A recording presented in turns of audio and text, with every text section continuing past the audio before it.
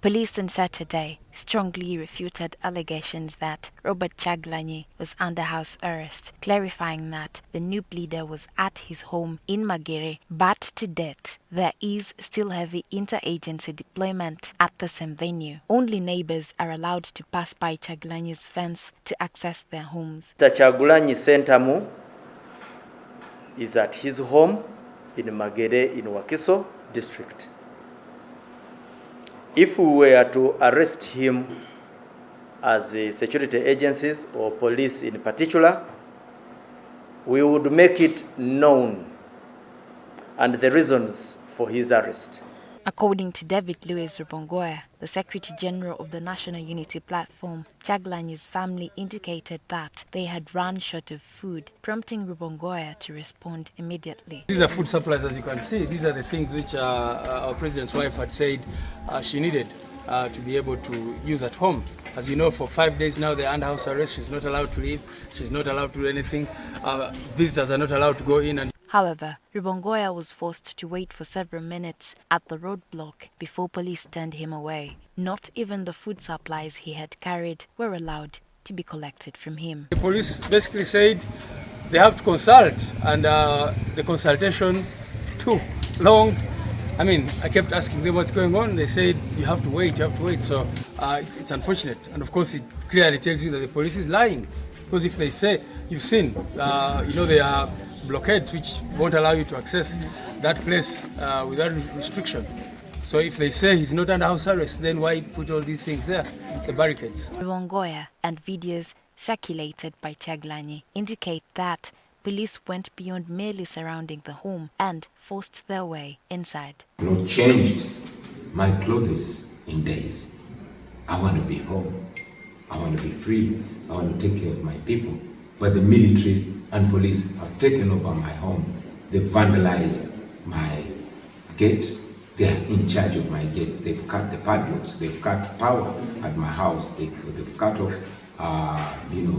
surveillance cameras at my house. So they've more or less colonized my home. I want to go home, and I want them to leave my home. Unfortunately, there's no rule of law in Uganda. I cannot find redress with the courts. I cannot find redress with any institution of state. I just have to fight back in my own crude, non-violent way. Kyagulanyi's video further explained why he is not at his residence, despite police insisting that he is not under house arrest and has not been blocked from moving freely. I saw the police spokesperson saying I'm in my house, but the same police person said that the 10 people that were shot and killed in the house of my deputy president were actually attacking the police station. Indeed, they were inside the house. So much goes on, and the shamelessness of the Ugandan regime now is bottomless. They'll do something glaringly and they lie about it. My reason for not being home is to be able to speak to the world. If I was in my house. Kyagulanyi continues to reject presidential election results declared by the Electoral Commission, in which incumbent Robert Kyagulanyi was announced the winner. He claims that fraud was evident even at the incumbent's own polling station. Even where General Museveni voted from, the polling station where he voted from, and apparently got 100% of the vote. Apparently all people turned up to vote. Now on that particular polling station, there were 577 registered voters. Apparently they all voted, and they voted for him. They all turned up. But when they were counting ballots in the box, they turned out to be 589, not 577, but they were 589. That means where he voted from, they were ballot stuffing, and they were not smart enough. They stuffed in more ballots than the registered voters on that particular polling station. So if he could rig on the polling station where he voted from, you can imagine elsewhere. He says the irregularities began when the internet was switched off, polling agents arrested, and party leaders abducted. On the eve of the election, besides arresting our agents across the country, 2 of my deputy presidents were abducted. Up to now, we don't know where they are. My deputy president for Northern Uganda, Dr. Lina Zedriga-Waru, she's a woman. She was abducted. We don't know where she is. My deputy president in charge of Western Uganda, Jolie Jacqueline Tukamshaba, she's a woman. She was abducted. We don't know where they are. But also the fact that many of our candidates were illegally denominated only days to the election. General Museveni, remembering what happened to his his lieutenants in 2021, where they all lost to our candidates, including the vice president.